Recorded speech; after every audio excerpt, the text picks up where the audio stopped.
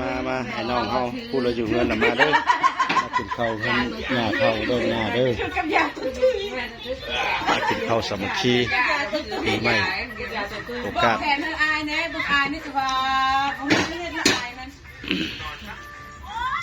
บอกจำได้อายตัวเด็กเมียสุดเมื่อเอาเล่นมาเนี่ย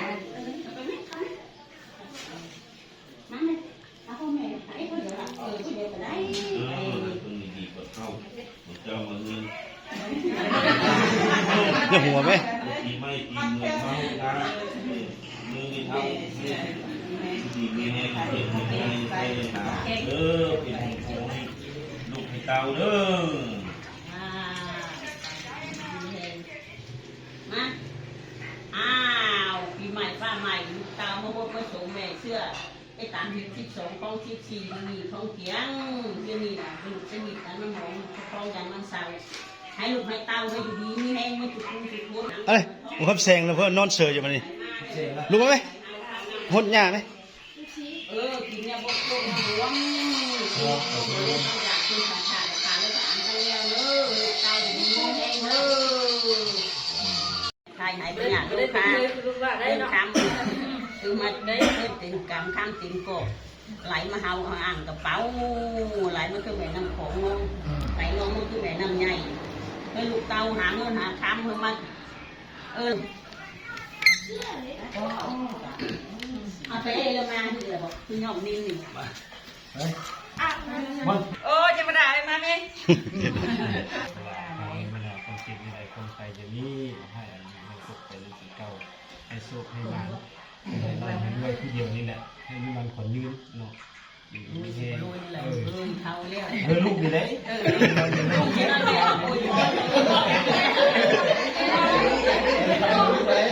อวยพรตัวเองก็ครับดันสู้ได้ให้รู้ได้ลูกเต่ามาหมดมันส่งมือแม่ปีใหม่ฟ้าใหม่อยู่ดีมีแดงมีความสุขความเจริญลูกเต่าเป็นเจ้าเป็นนายมีหลายกันว่าลูกเต่าหาเงินหาทองมาส่งคือหมานลำรวยเงินบาทไหลมาเงินดอลลาร์ไหลเขาเดี๋ยวต่อคิวร้านนครก็ได้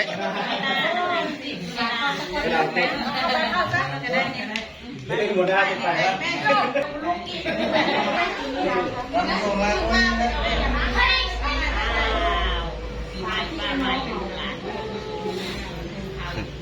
อื่นหมดห้ามต่อซึ่งเนื้อส่งงานอะไรบาดมาจากพากันสร้างกันสาเป็นพวกหักเมียแพงพวกแก้วเมียผิดเด้อเป็นพวกหยิบเมียแสบพวกทำเมียพึ่งเด้อให้ลูกเต้าแดงเนื้อหาใจ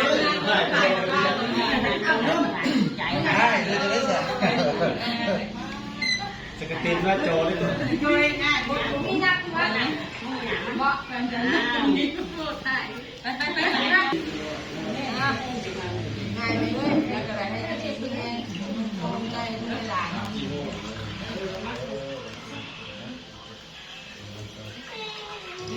ใหม่ค่ะใหม่เต่านี่มันสวยเนี่ยอันนี้คืองามทุกไปเด้อนั่นปีเต่าเด้อดินน้ำตีนี่ตีอีกอย่างแต่กุ้งหมู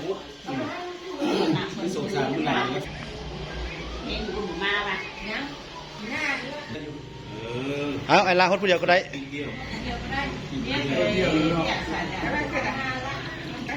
พอน้องได้ไม่กันกล่าวเป็นคอลลาเจนทันลาเนี่ย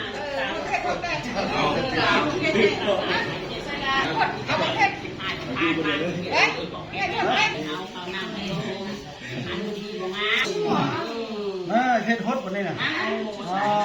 ฮดนี่มันก็ไม่ได้นั่นเองก็บอกแม่มันมีบาปยิ่งหลังมาเลยปีใหม่ฟ้าใหม่พ่อแม่ก็อยู่ดีมีแห้งหายเจ็บหายไข้หายปัญญาลงคาเลยให้ลูกมาเตา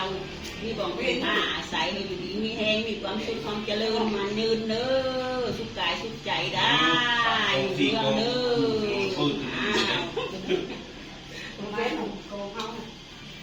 ทำมาหุดซะได้แล้ว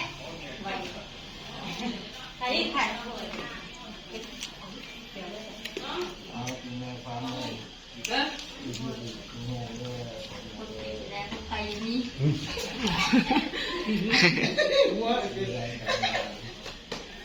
ฮงๆปังๆเรื่องขอโทษ พักอยู่นู่น เอ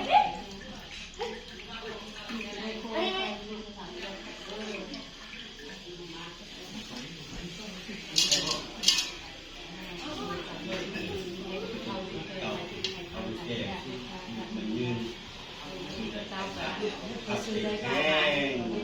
รายการไปซื้อชาวนานะที่จัดงาน ผ้าใส่โอ้แม่น้องลุงอายุเยอะแห้งเลยก็ได้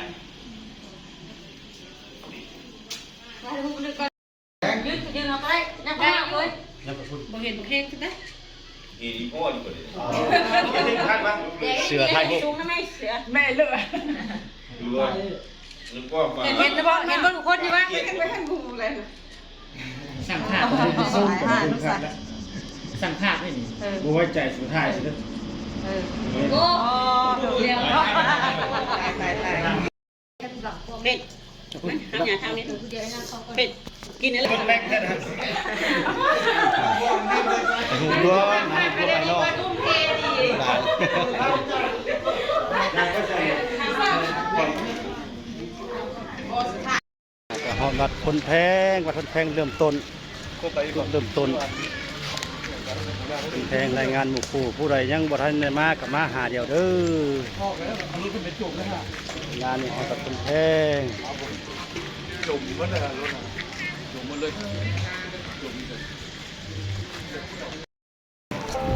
รับน้ำของแล้ววันน้ำของไปได้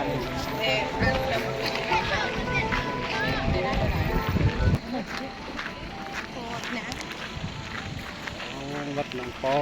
งวัดสุดท้ายเพราะวัดนี้ ตาฮิตเยอะ เอามือตาสบายแต่ว่าเห็นตาอีกเก่า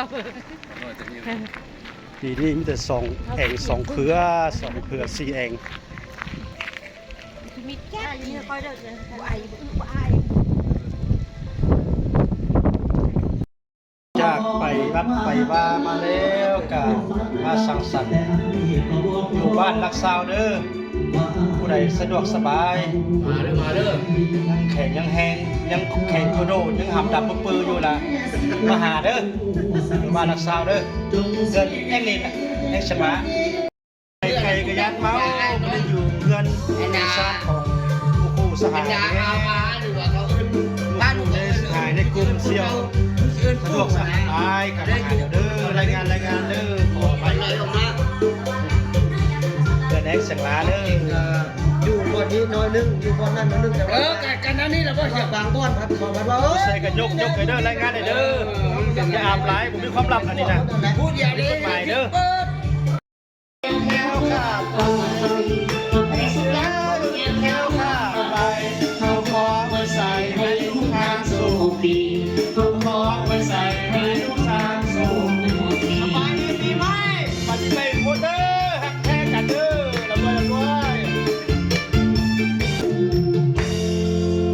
จบเป็นอย่างอีหลากอีเลิกเบิกบานคนซื้อเวลานี้มาเงินในเชียงแล้วเพิ่นก็ใจดีโย่แต่เขาซื้ออย่างที่น้ำหักแพงน้ำบุกโอ้เพิ่นก็ดีใจบุกมาหาเนาะเขาดีใจหลายบุกมาหาเพิ่นดีใจได้เงินเชียงได้ดีใจหลายเนาะนี่เขาว่าบ่ดี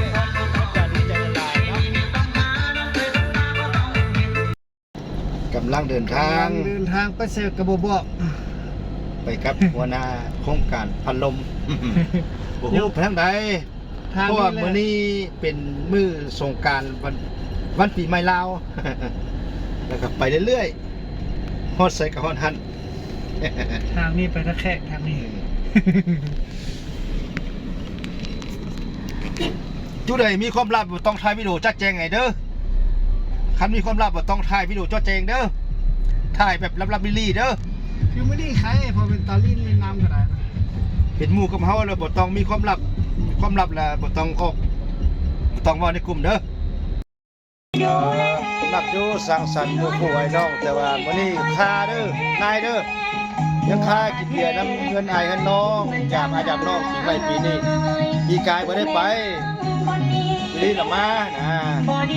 แค่สิจะจัดหลายคนสามัคคีจำนวนก็บ้านเฮานักสาวเนาะนี่อยู่หันอยู่เงินทานกับเฮียไมลา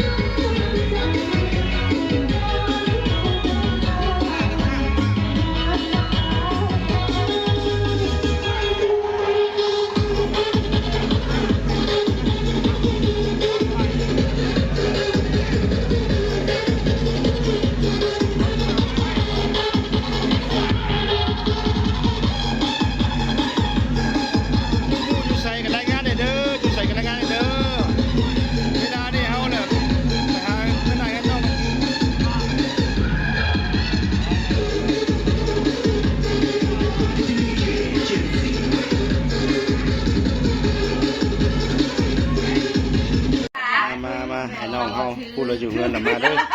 มากินข้าวเงินหน้าข้าวเด้อหน้าเด้อมากินข้าวสามัคคีปีใหม่โอกาส แทนเธออายเนี่ยบุกอายนี่คือว่าเขาไม่เล่นละอายมันบอกจำได้อายตัวเลยเมียสุดเมื่อ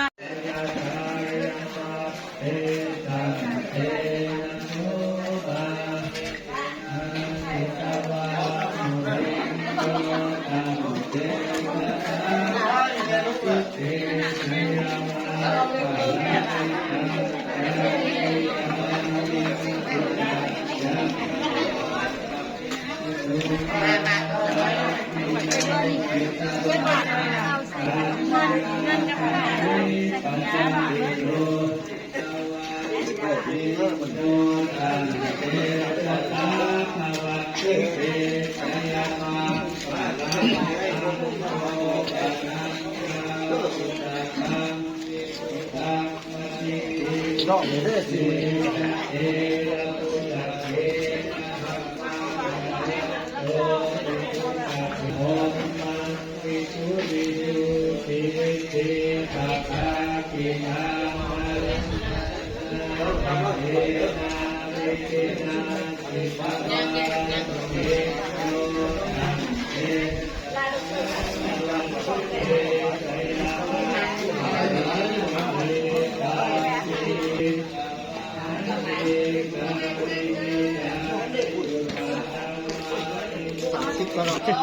บุเลิก ตื่นนั่นมีเงินมาแล้วงาม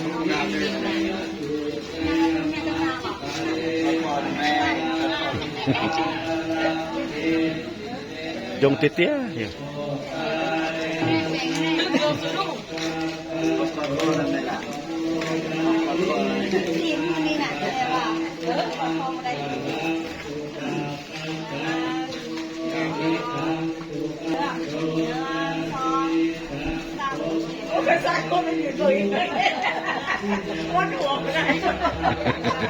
แล้วมายืนเปิดกัน